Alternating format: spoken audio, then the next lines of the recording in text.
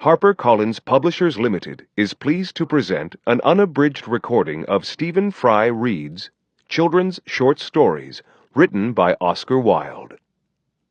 The Devoted Friend by Oscar Wilde. One morning the old water-rat put his head out of his hole. He had bright beady eyes and stiff grey whiskers, and his tail was like a long bit of black India rubber.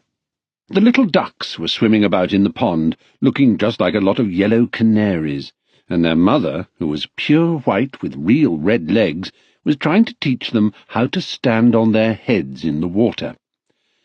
"You will never be in the best society unless you can stand on your heads," she kept saying to them, and every now and then she showed them how it was done. But the little ducks paid no attention to her. They were so young that they did not know what an advantage it is to be in society at all. "What disobedient children!" cried the old water-rat. "They really deserve to be drowned." "Nothing of the kind," answered the duck. "Everyone must make a beginning, and parents cannot be too patient." "Ha! I know nothing about the feelings of parents," said the water-rat. "I am not a family man. In fact, I've never been married, and I never intend to be. Love is all very well in its way, but friendship much higher. Indeed, I know of nothing in the world that is either nobler or rarer than a devoted friendship." "And what, pray, is your idea of the duties of a devoted friend?" asked a green linnet, who was sitting in a willow tree hard by and had overheard the conversation. "Yes, that is just what I want to know," said the duck, and she swam away to the end of the pond and stood upon her head in order to give her children a good example. "What a silly question!" cried the water-rat. "I should expect my devoted friend to be devoted to me, of course." "And what would you do in return?" said the little bird, swinging upon a silver spray and flapping his tiny wings. "I don't understand you," answered the water-rat. "Let me tell you a story on the subject," said the linnet. "Is the story about me?" asked the water-rat. "If so, I will listen to it, for I am extremely fond of fiction." "It is applicable to you," answered the linnet, and he flew down, and alighting upon the bank, he told the story of the devoted friend. "Once upon a time," said the linnet, "there was an honest little fellow named Hans." "Was he very distinguished?" asked the water-rat.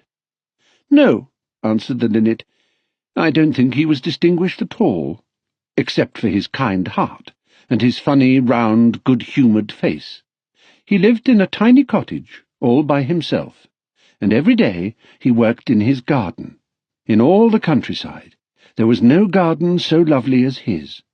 Sweet William grew there, and gillyflowers, and shepherd's percies, and fair maids of France.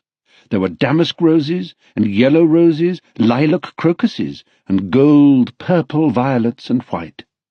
Columbine and ladysmock, marjoram and wild basil, the cowslip and the flower de luce, the daffodil and the clove pink bloomed or blossomed in their proper order as the months went by, one flower taking another flower's place, so that there were always beautiful things to look at and pleasant odours to smell. Little Hans had a great many friends, but the most devoted friend of all was Big Hugh, the miller. Indeed, so devoted was the rich miller to little Hans that he would never go by his garden without leaning over the wall and plucking a large nosegay, or a handful of sweet herbs, or filling his pockets with plums and cherries if it was the fruit season. "Real friends should have everything in common," the miller used to say, and little Hans nodded and smiled and felt very proud of having a friend with such noble ideas. Sometimes, indeed, the neighbours thought it strange that the rich miller never gave little Hans anything in return, though he had 100 sacks of flour stored away in his mill, and 6 milch cows, and a large flock of woolly sheep. But Hans never troubled his head about these things, and nothing gave him greater pleasure than to listen to all the wonderful things the miller used to say about the unselfishness of true friendship. So little Hans worked away in his garden, During the spring, the summer, and the autumn, he was very happy. But when the winter came, and he had no fruit or flowers to bring to the market, he suffered a good deal from cold and hunger, and often had to go to bed without any supper but a few dried pears or some hard nuts. In the winter, also, he was extremely lonely, as the miller never came to see him then. "There's no good in my going to see little Hans as long as the snow lasts," the miller used to say to his wife, "for when people are in trouble, they should be left alone and not be bothered by visitors. That at least is my idea about friendship, and I'm sure I am right. So I shall wait till the spring comes, and then I shall pay him a visit, and he will be able to give me a large basket of primroses, and that will make him so happy." "You are certainly very thoughtful about others," answered the wife, as she sat in her comfortable armchair by the big pine-wood fire. "Very thoughtful indeed. It is quite a treat to hear you talk about friendship. I'm sure the clergyman himself could not say such beautiful things as you do, though he does live in a 3-storied house and wear a gold ring on his little finger." "But could we not ask little Hans up here?" said the miller's youngest son. "If poor Hans is in trouble, I will give him half my porridge, and show him my white rabbits." "What a silly boy you are!" cried the miller. "I really don't know what is the use of sending you to school. You seem not to learn anything. Why, if little Hans came up here and saw our warm fire and our good supper and our great cask of red wine, he might get envious, and envy is a most terrible thing and would spoil anybody's nature. I certainly will not allow Hans' nature to be spoiled. I am his best friend, and I will always watch over him and see that he is not led into any temptations.